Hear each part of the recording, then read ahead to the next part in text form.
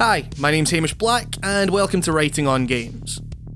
Whenever I'm tasked with looking after my 4-year-old nephew, his first words to me are always, "Can we play a game?"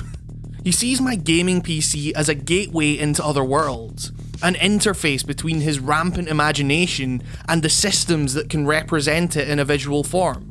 The problem is that even with seemingly simple, kid-friendly games like Minecraft, even inputs like walking forward, jumping, and mining require us to internalize standards of how controllers work, for example. Games like Rocket League that are aesthetically captivating to him simply don't work when he gets a controller in his hand. Now, we as people who have been playing games for a long time know that hitting forward and A means jumping forward, or how holding down B whilst accelerating with the right trigger whilst using the left analog stick to steer will allow you to boost in a desired direction. For a toddler though, memorising and executing on these actions can be incredibly tricky. As such, and as is often the case with my nephew, this leads to frustration.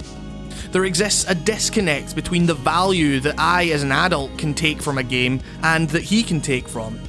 One only needs to look to Pixar to see examples of multi-layered writing in which adults can take just as much from the film as children can, without the children being talked down to in any way.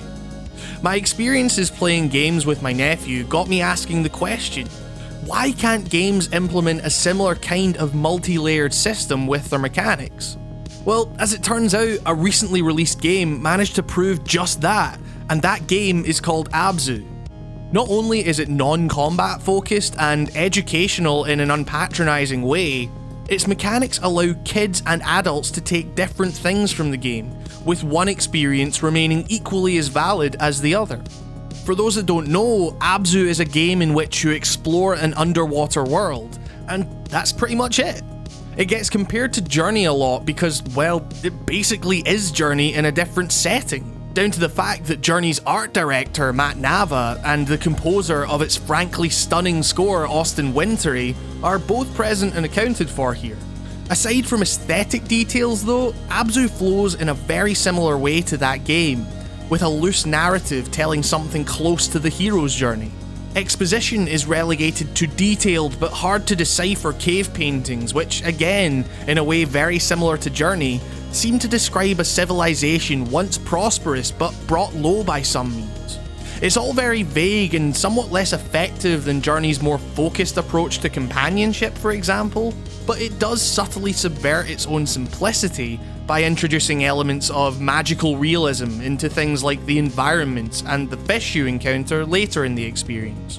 The question is though, why should this game make us reevaluate the way we approach games for kids? Why was my nephew able to enjoy actually playing this game to a similar degree that I could? Well, for starters, on a purely mechanical level, he was able to control it. The game uses a very simple variation on tank controls, in which you hold down a shoulder button to move and then aim your character with the left stick. Now, you could argue that this is a very similar control configuration to something like Rocket League that I mentioned earlier, but the key distinction is that in Abzu, the joy doesn't come from mastering a precise set of skills or achieving any particular goal. In many ways, it's the complete opposite. The joy instead comes from the way that even imprecise movement is rewarded with, at the very least, beautiful fluid animations that really evoke the feeling of being underwater. The narrative pool is there, and the game has a very linear path to its progression that I was able to navigate pretty precisely, but my nephew was able to ignore completely and simply remain in one area, steamrolling into schools of fish, causing them to scatter in a whirlwind of bright colours. He was as curious about the somewhat empty areas as the ones bustling with life. The attention to detail in these environments keep the game from feeling bland or repetitive, but also don't become exhausting. For me, the jet stream sections that take most of the control away from the player at once acted as an exhilarating change of pace, whilst also allowing me to sit back and appreciate the scenery I was being guided through. For my nephew, they made his experience more focused, if only for a brief time, breaking up his playtime in a way that sidestepped the very prevalent issue of a youngster's short attention span. The rocks which allow the player to sit and meditate perfectly fulfilled that function for me. allowing me to feel like a small part of something bigger, whilst highlighting the fact that this, for me, was a break from the mechanically intense games I've been playing a lot of recently. And on an aside, if you want a game that's actually meditative without being broken like No Man's Sky is in a lot of ways, check out Abzu.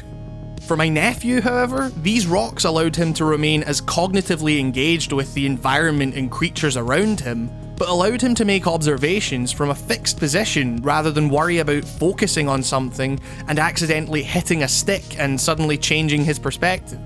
All of this highlighted to me just how different my experience was to my nephew's, but also how his experience was equally as valid as my own. All of this is why I think that, if examined in the right way, Abzu could represent a change in the way we view games for kids, even if it wasn't deliberately designed to be one itself. Not simply non-combat, potentially educational mechanics and systems, although those do help. I'm talking about basic methods of control and how they can potentially communicate different but equally meaningful things to kids and adults alike. Games for children shouldn't simply be licensed shovelware designed to distract and patronise kids. Instead, they should be designed from the ground up as equalisers between youngsters and their grown-up counterparts. My nephew was able to get the same things from Abzu that I could, perhaps paradoxically an exhilaratingly meditative experience that at once energised and relaxed me, but he was also able to take things from it that I couldn't. The fact that the game allowed this for a 4-year-old is not a criticism of the game's simplicity. It's a testament to the universality of the game's vision.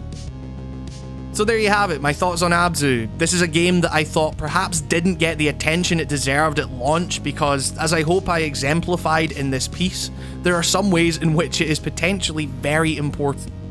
Now, I'd just like to take this opportunity to thank my patrons whose names should be on the screen just now. I know I say this every week, but this show really is made possible by your generous pledges. If you'd like to see your name here or get access to the scripts and music for the episodes, all of which I make myself, then if you'd consider pledging, it would mean so much and would help both financially and personally. Also, the channel is nearly at 5,000 subscribers, which is utterly insane to me. Thank you all so much for watching, commenting, sharing, and talking about the videos. You're the absolute best. And with that, I'm Hamish Black, and this has been Writing on Games. Thank you very much for watching, and I'll see you next time.